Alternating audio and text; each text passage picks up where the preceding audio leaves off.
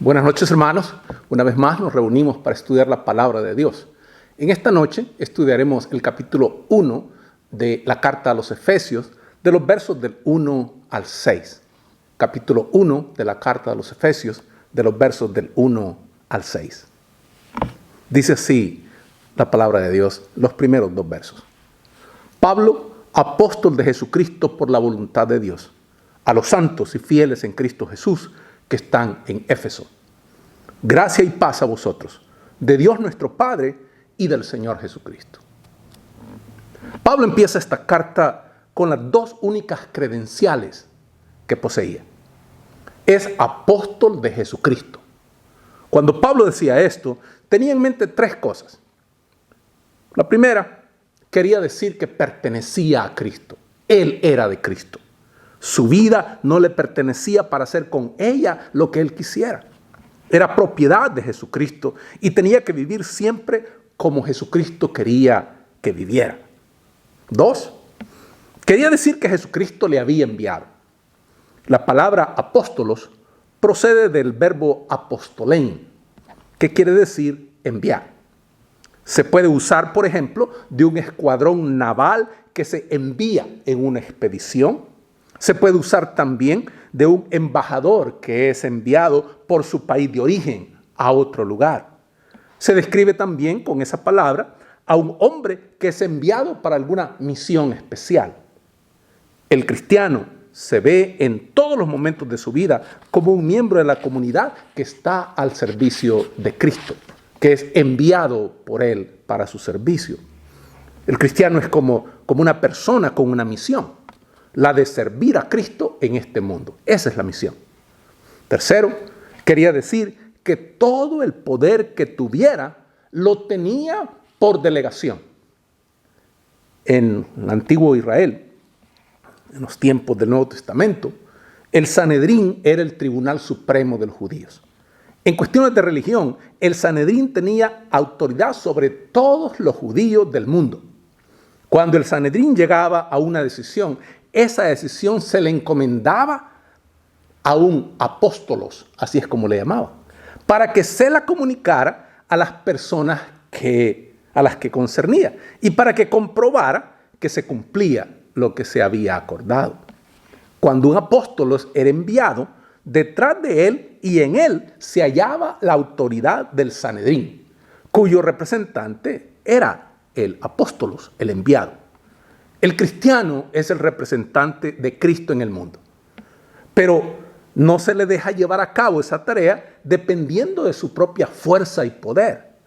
La fuerza y el poder de Jesucristo están con él.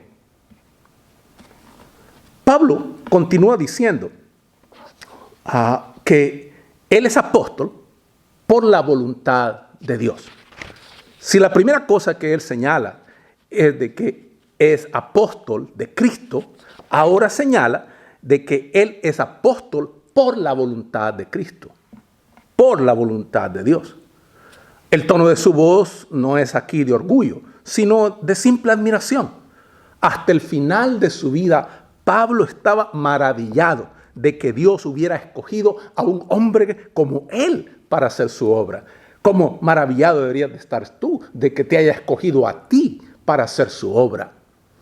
Un cristiano no debe nunca llenarse de orgullo por la tarea que Dios le asigna, sino que debe de maravillarse de que Dios le asignó tal tarea. Debe de llenarse de admiración de que Dios le haya tenido por digno de participar en su obra.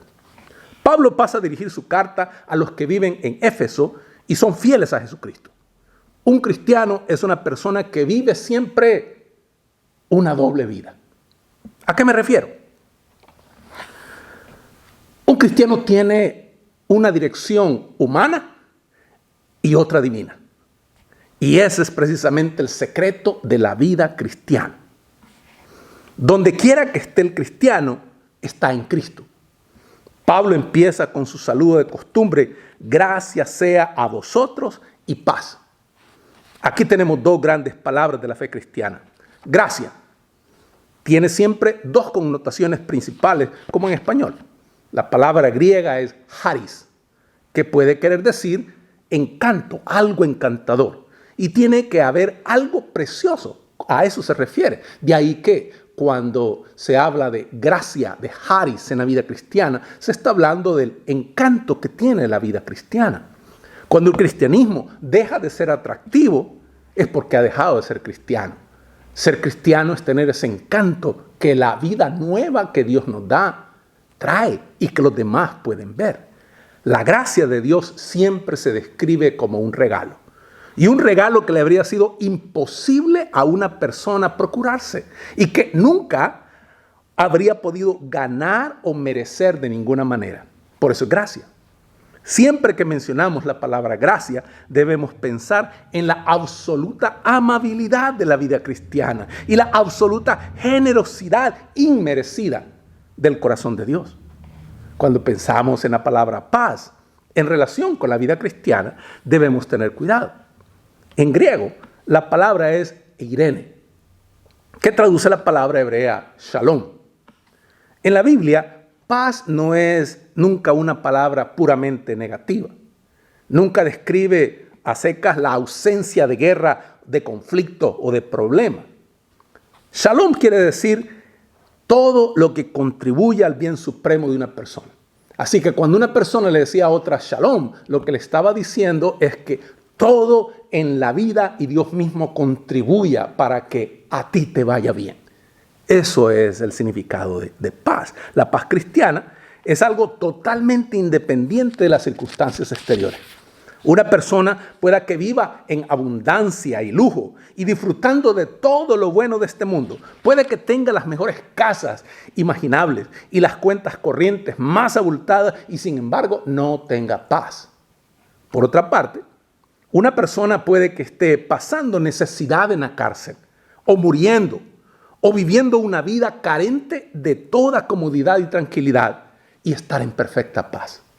La explicación es que no hay más que una fuente de paz para todo el mundo, y esta está en hacer la voluntad de Dios. Cuando estamos haciendo algo que sabemos que no deberíamos hacer, siempre hay una inquietud acechándonos en el fondo de nuestra mente. Pero si estamos haciendo algo realmente difícil, hasta algo que no queríamos hacer o que no nos ha de reportar ningún beneficio material, pero que sabemos que es lo que Dios quiere que hagamos, tenemos entonces una profunda calma en el corazón.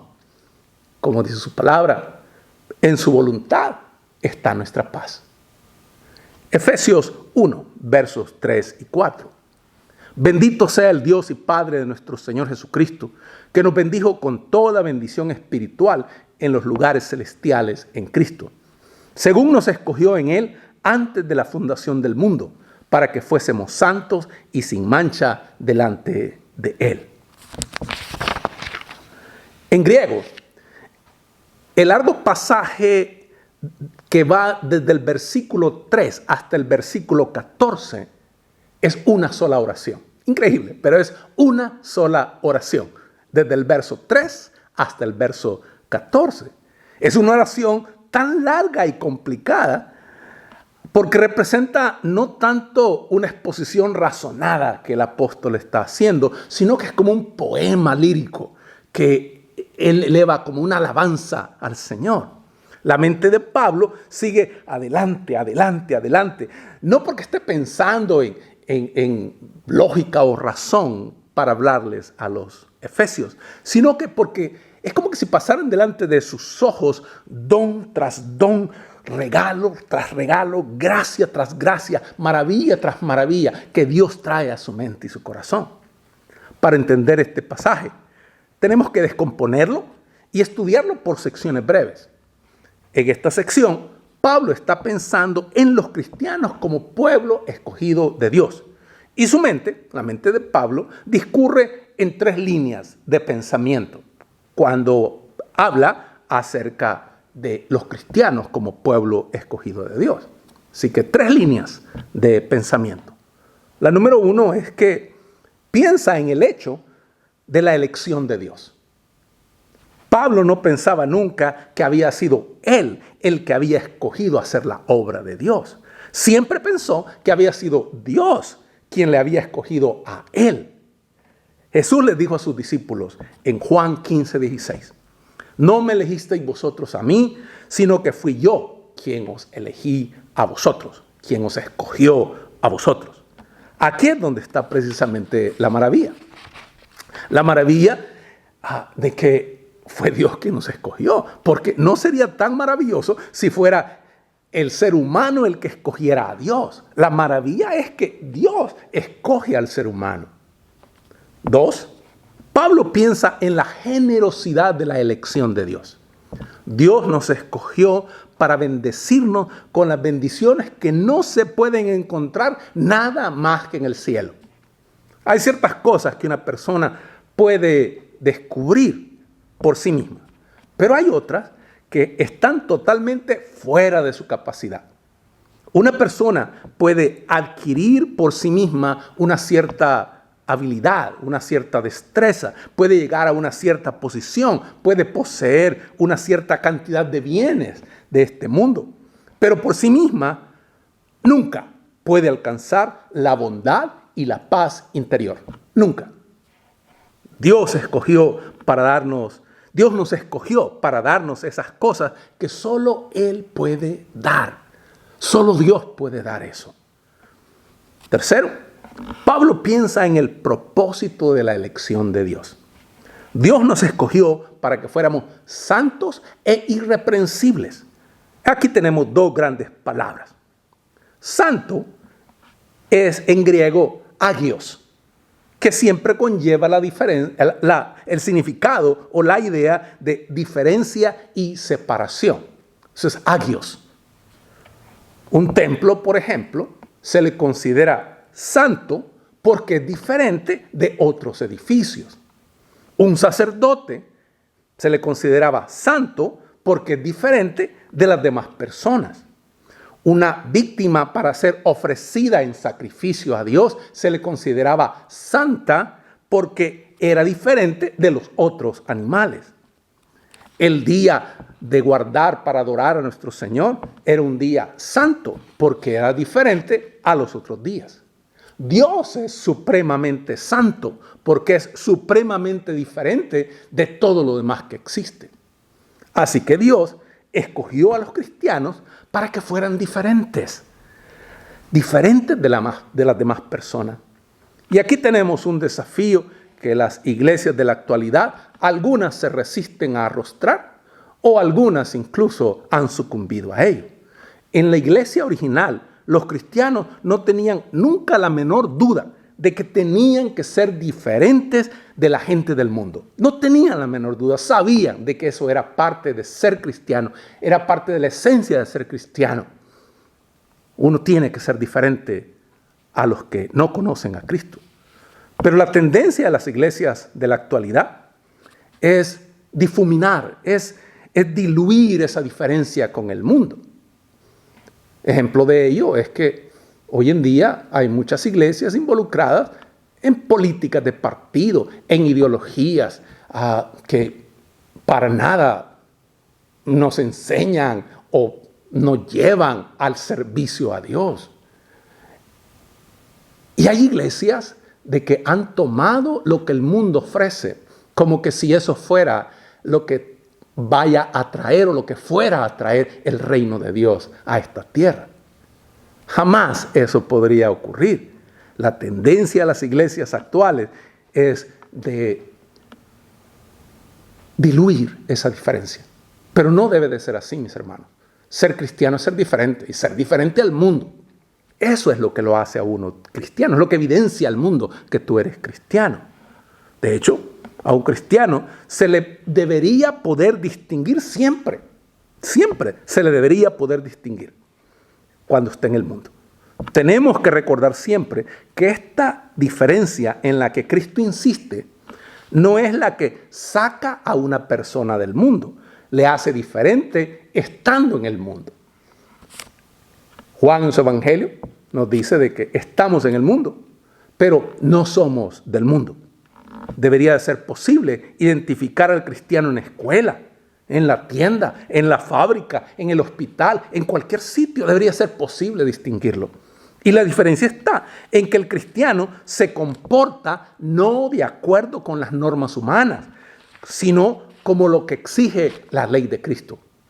Un profesor cristiano trata de cumplir la normativa no de las autoridades educacionales o del director de su centro, sino de Cristo.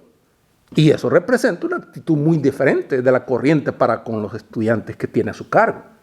Un obrero cristiano no se conforma con cumplir las consignas del sindicato, sino las directrices de Jesucristo. Y eso le hará ser, sin duda, una clase muy diferente de obrero. Lo que puede muy bien hacer que le echen, pero siempre como persona, como obrero. Un empresario cristiano se preocupará de mucho más que de pagar el salario mínimo o de crear condiciones laborales mínimas. Siempre procurará hacerlo mejor. Cualquiera que sea la profesión, cualquiera que sea el oficio, el cristiano siempre procurará hacerlo mejor, porque lo que hace en su trabajo es para Dios. Es el simple hecho del asunto, que si los cristianos fuéramos agios, diferentes, santos, produciríamos la mayor revolución en la sociedad. Irreprensible es la otra palabra. Irreprensible es la palabra griega amomos.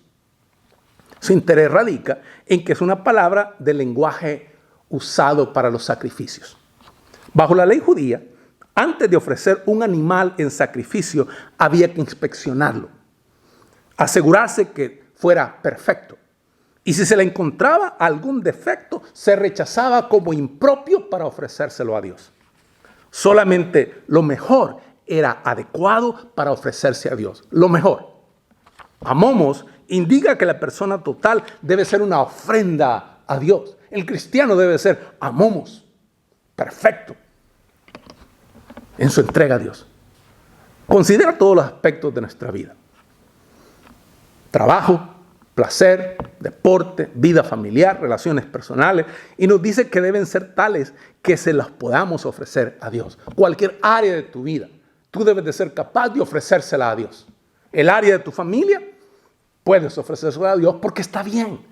El área de tus relaciones personales, puedes ofrecérsela a Dios porque está bien. Está perfecto, no hay defecto en aquello. El trabajo, el deporte, lo que sea, el área de tu vida, si está bien, puedes ofrecérsela a Dios como sacrificio. Esta palabra no quiere decir que los cristianos deben ser simplemente respetables. Quiere decir mucho más que eso, que deben de ser perfectos en ese sentido, agios, santos, que se distinga la diferencia que hay en nosotros. Decir que un cristiano tiene que ser amomos es descartar, pues, conformarse con algo menos que lo mejor. Quiere decir que la escala del cristiano no es nada menos que la perfección. A lo que aspiramos es llegar a la estatura del varón perfecto, que es Cristo. Esa es nuestra medida, la perfección de Cristo. Versos 5 y 6. En amor, habiéndonos predestinado para ser adoptados, hijos suyos por medio de Jesucristo, según el puro afecto de su voluntad, para alabanza de la gloria de su gracia, con la cual nos hizo aceptos en el amado. En este pasaje, Pablo nos habla del plan de Dios. Una de las alegorías que usa más de una vez acerca de lo que Dios hace para la humanidad es la de la adopción. Romanos 8:23, Gálatas 4:5. Dios, dice la Biblia, nos ha adoptado en su familia como hijos. Dios tiene un solo hijo, uno solo. Pero a nosotros, quienes hemos creído en su Hijo, nos adopta como parte de su familia, de la familia de Dios. Pero requiere que entendamos este concepto de adopción. Y por eso voy a extenderme un poquito para que podamos comprender lo que en la antigüedad, en los tiempos de Pablo, se entendía por adopción. En el mundo antiguo, donde estaba en uso la ley romana, esto resultaría todavía más claro para ellos que para nosotros. Porque allí la familia se basaba en lo que llamaban la patria potestas, o patria potestad, como en algunos países es conocida. Un término en latín, patria potestas, significa la autoridad del Padre. Eso es todo lo que significa, la autoridad del Padre. Un padre tenía poder absoluto sobre sus hijos durante toda su vida. Podía vender a un hijo suyo como esclavo y hasta matarle. Dion Casio, un romano de esa época, nos dice que la ley de los romanos le confiere al padre una autoridad absoluta sobre sus hijos y sobre la totalidad de la vida de sus hijos. Le confiere autoridad, si así lo desea, de meterle preso, azotarle, hacerle trabajar en sus propiedades como esclavo encadenado y hasta matarle. Ese derecho continúa existiendo aunque el hijo sea lo suficientemente mayor como para cumplir una parte activa en asuntos políticos o de la ciudad, aunque se le haya tenido por digno de ocupar el puesto de magistrado y aunque le tenga respeto todas las personas, continuaba sujeto a su padre. Es absolutamente cierto que cuando un padre estaba juzgando a su hijo, se suponía que debía de convocar a todos los varones adultos de su familia para consultarles, pero no lo tenía que hacer por obligación. Se daba el caso de que un padre condenara a su hijo a muerte. Salustio, quizás han leído ustedes el libro La conspiración de Catilina, en la página 39, dice que Aulo Fulvio se unió, o sea, su hijo, se unió al rebelde Catilina. Fue apresado durante un viaje y devuelto a su lugar de origen. Y su padre, el padre de Aulo Fulvio, dio orden de que se le matara. El padre lo hizo aplicando su autoridad, la patria potestas que tenía, dando como razón que él había engendrado no para Catilina contra su país, sino para que su país peleara contra Catilina. Así fue como entregó a la muerte a su propio hijo. Según la ley romana, un hijo no podía poseer nada y cualquier herencia que se le legara o cualquier regalo que se le hiciera eran propiedad de su padre.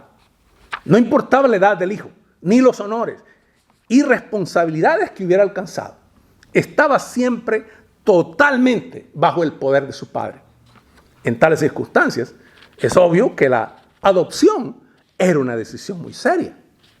Era, sin embargo, bastante frecuente porque se adoptaban hijos muchas veces para asegurarse de que no se extinguiera el apellido de la familia. El ritual de la adopción que tenían los romanos tiene que haber sido muy impresionante. Se llevaba a cabo mediante una venta simbólica en la que se usaban monedas y balanzas. El padre real, el padre que había engendrado al muchacho o muchacha que estaba dando en adopción, el padre real, vendía a su hijo 2 veces al comprador y le recuperaba simbólicamente 2 veces. Finalmente, en aquella ceremonia, le vendía por 3ª vez y la tercera era la vencida. Después, el padre adoptivo que había comprado ya por 3ª vez a aquel muchacho o aquella muchacha, aquel niño o aquella niña, el padre adoptivo tenía que ir al pretor, que era la autoridad, uno de los magistrados romanos principales, y tenía que solicitar la legalización de la adopción. Solamente después de completar todo esto se consideraba definitiva la adopción. Cuando la adopción se había realizado, era totalmente vinculante. La persona que había sido adoptada tenía todos los derechos de un hijo legítimo en la nueva familia y perdía todos los derechos que le correspondían por su familia anterior. A los ojos de la ley, era una nueva persona, hasta tal punto que hasta todas las deudas y obligaciones que le pudieran corresponder por su familia anterior quedaban abolidas, como si nunca hubieran existido. Eso es lo que Pablo dice que Dios ha hecho por nosotros cuando nos adoptó. Todo quedó abolido, ahora somos de Él. Estábamos totalmente en el poder del pecado y del mundo. Pero Dios, por medio de Jesucristo, nos ha liberado de ese poder. Nos ha adoptado a su familia. nos ha hecho parte de su familia. Y su adopción, mis hermanos, la adopción que recibimos cuando creemos en Cristo, cuando rendimos nuestra vida a Jesucristo como nuestro Señor y Salvador, esa adopción que Dios hace de nosotros, borra el pecado y nos hace nuevas criaturas. Eso es lo que hace, nuevas criaturas. Que Dios les bendiga, hermanos.